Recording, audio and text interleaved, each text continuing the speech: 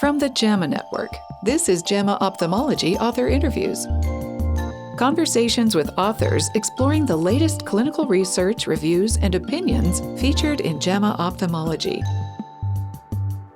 Hello, and welcome to this author interview from the JAMA Network. I'm Neil Bressler, Editor-in-Chief of JAMA Ophthalmology. And today we're going to look at factors that were associated with nasolacrimal duct probing failure among children that were in the Intelligent Research and Sight Registry, also known as the IRIS Registry. And joining me is the first author of that investigation, Dr. Isdin OK.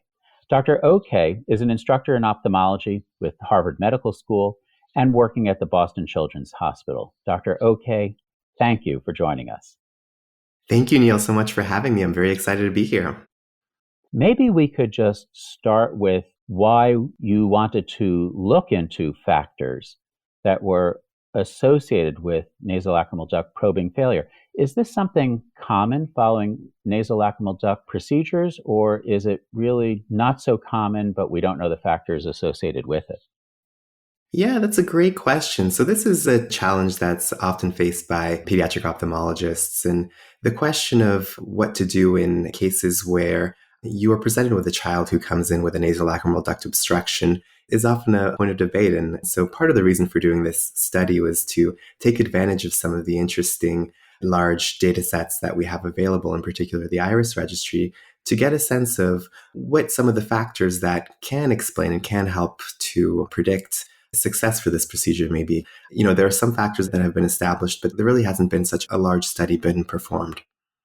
And maybe before we go into what you found, you could give us a little background on the IRIS registry. So what is that database that you were using? Yeah, absolutely. So the Intelligent Research and Sight Registry is a large database that was put together by the American Academy of Ophthalmology in 2013. And it includes the electronic medical records of over 75 million patients that were really seen and followed by over 18,000 physicians. So it's a huge data set. It's very, very interesting. And it includes not only patient demographics, but information about their diagnoses, their procedures, and also some clinical variables like their visual acuity, intraocular pressure. And probably the most exciting thing about this registry is that it really provides a window into some of the contemporary practice patterns of physicians in the US. You know, of course, we can go into the nuances of designing studies using these types of data and these types of registries, but it really is kind of a unique view into practice patterns. Isdin, I agree. And this is sort of an interesting question that you posed, and I think was perhaps a good use of the IRIS registry. We know that many times parents come in worried about the nasolacrimal duct obstruction that their children may have. And if they're under 1 year of age, I know often pediatric ophthalmologists will say, let's just wait and see what happens. But of course, at some point, a pediatric ophthalmologist decides to go ahead with that probing, and sometimes it works. And I guess you were looking into that less common outcome. Sometimes it doesn't work. So how many children actually could you look at that had nasolacrimal duct probing? Yeah, so this study, this included a cohort of close to 20,000 children who underwent nasolacrimal duct probing. And I guess just to put it in perspective, you know, for example, the Pediatric Eye Disease Investigator Group, so PDIG, has been a real leader in a number of studies looking at the different types of initial interventions for nasolacrimal duct obstructions. But kind of relative number-wise, the number of individuals in their multi-center study was close to 1,000 in total. And so this is kind of a whole order of magnitude larger in terms of the number of children that we can look at. That being said, of course, our outcome here is looking at repeat probing and repeat failure. And we don't necessarily have a lot of the granular data to look at other outcomes of success, such as complete resolution of symptoms and so forth. So you defined failure really as someone who had a probing done at least a second time. Is that correct? Yes, that's correct. So that was the primary outcome of the study, was looking at the rates of reoperation or repeat probing that was performed in this population. And we took a look at a number of different initial treatment approaches and compared the rates between those. So walk us through the study a little bit. First of all, how many of those almost 20,000 children needed repeat probing? Yeah, so within 2 years of the initial procedure, 7.2% of children needed an additional probing. And so, to put it in perspective, I think one of the findings and one of the things that's really reassuring for parents, for families, for physicians is the overwhelming majority of children don't require an additional procedure following initial probing. But there still is a subset that will require some further intervention. And now it makes sense why you want to use a registry, perhaps that have 20,000, because you're all the way down to only 7% perhaps that might go back for repeat probing. Is that also true? Yeah, so it definitely gives us more power to look at smaller differences and factors that could be contributing to the outcomes. And it's particularly interesting to look at using this type of data set because it represents a very large spectrum of practices in the US that are providing care. And so it's certainly a lot more generalizable in that, though there are, of course, limitations in certain practices that may be under or overrepresented in the registry. Sure. So, what were the factors that you found were associated with this failure or needing to have a probing done again? One of the things we looked at was the laterality of the nasolacrimal duct obstruction. And as has been shown before in some of the pediatric studies, as well as that children with bilateral obstructions were more likely to undergo a repeat procedure. And it was about 40% more likely in the multivariable model risk of undergoing repeat procedure. And the other factors that we were really interested in included the type of initial procedure. And there are a couple of different approaches that surgeons have when a child presents. They can perform this simple probing in the office right there under topical anesthesia. They could perform the probing under sedation in a facility or a hospital or a surgery center. And then under anesthesia, they also have the option of perhaps using an adjuvant technique such as in silicone intubation of the nasolacrimal duct system or balloon dacryoplasty, which can help expand the site of suspected obstruction. So there are a couple of options there that we also took a look at with the study. Very interesting. Now, these children that had bilateral procedures, were they more likely because they had two eyes put into the model here? That is, Yeah. they have twice as much a chance. How did you sort of sort that out as to are they just predisposed in both eyes or they just had twice as likely a chance? So what we did for our approach was we selected a single eye at random from every child that was included in this study. And we considered those who underwent bilateral probing as having bilateral obstructions, but we only included a single eye in the analysis. So that's it's a great question. It's something that, we took care to only include cases where we did know the laterality of the procedure performed so that we could make sure that it was a repeat procedure in the same eye and not a subsequent procedure in the other eye. Very good. And how about factors that you looked for but were not shown to increase or decrease the risk? Were there any that you thought should be looked at and yet you found they really aren't associated with an increase or decreased risk? Age is one of those really interesting ones that is always a question for surgeons trying to come up with the optimal age for treatment.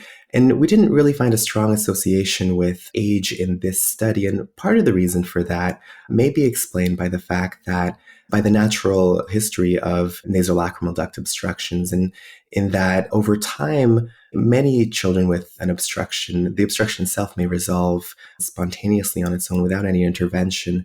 And so those who are often treated at an older age may have a degree of obstruction that is more difficult to treat and more difficult to overcome. And so you could have a kind of paradoxically increased rate of reoperation among older children.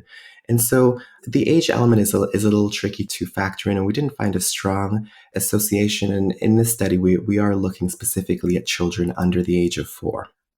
And I hear when people use these large databases, there's always a concern that you're at the mercy of whatever is in that record. And maybe there could be errors, or maybe what's represented may not be completely accurate with your outcomes that you chose.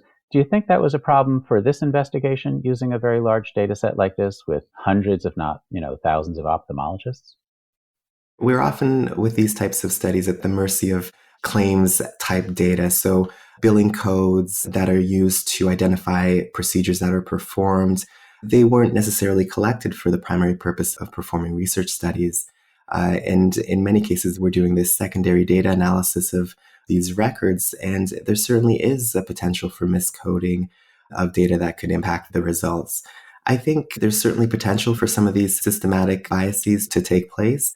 And, oftentimes it requires a good understanding of the use of different types of coding and kind of having a sense of where there may be potential for bias in order to try to factor that into the analysis.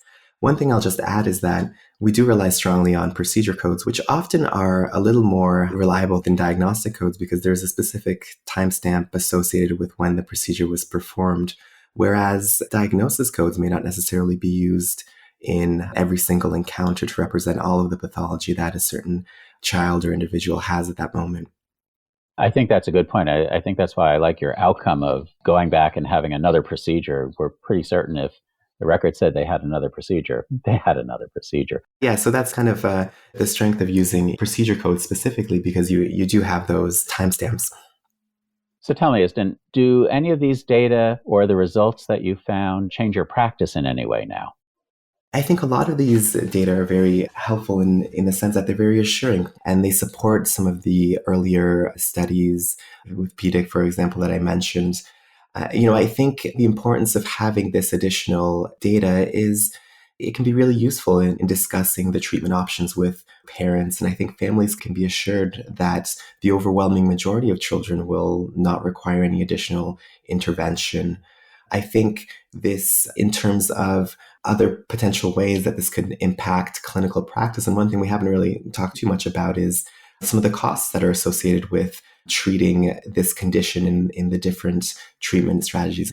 And this type of data can certainly be used to help inform decision analytic models that can come up with the cost effectiveness of different treatment strategies and approaches. And finally, what do you think about this sort of tricky finding that I believe you identified, that there was a lower risk of a nasolacrimal duct probing failure for higher volume surgeons? Is that something that parents will need to take into account? Or is that just a big group finding and each individual case and each individual surgeon is really going to be different here? I think that really deserves a little more investigation. And it's a very interesting finding that those surgeons in the study who performed more than 20 probings in children in this age group had about a 15% lower risk of reoperation. And I think there certainly are some surgeon-specific elements that we just don't really have the granular data to be able to understand exactly what it is about the practice patterns that and treatment approach that may differ. Though at the same time, I think this kind of information is useful for not only surgeons themselves as they think about maintaining their skill set treating these children, but even educators, for example, who lead fellowship programs, understanding the importance of reaching a certain number of cases to achieve competency and maintain competency with this treatment approach in children. And I think your comment that we probably need more information is so true. There could be confounding factors. Maybe the higher volume surgeons do ones that are perhaps a little earlier on, or maybe for whatever reason, less likely to fail. So I think we still have a lot to learn, but we're so thankful that you could share all this with us today. Thank you so much, Dr. Oke. Great. Thank you so much for having me. I'm Neil Bressler with JAMA Ophthalmology, and we've been speaking with Dr. Isdin Oke from the Boston Children's Hospital on an original investigation for which he was the senior author on factors associated with nasolacrimal duct probing failure among children in the IRIS, or Intelligent Research in Sight Registry. Thank you for listening to this podcast, and you can find a link to the papers in this episode's description. To follow this and other JAMA Network podcasts, please visit us online at jamanetworkaudio.com. This episode was produced by Daniel Morrow at the JAMA Network. The audio team also includes Mary Lynn Ferkalak, Audrey Foreman, Lisa Harden, Hannah Park, Shelley Steffens, and Dr. Linda Brubaker, who is senior editor for multimedia. Thanks everyone for listening.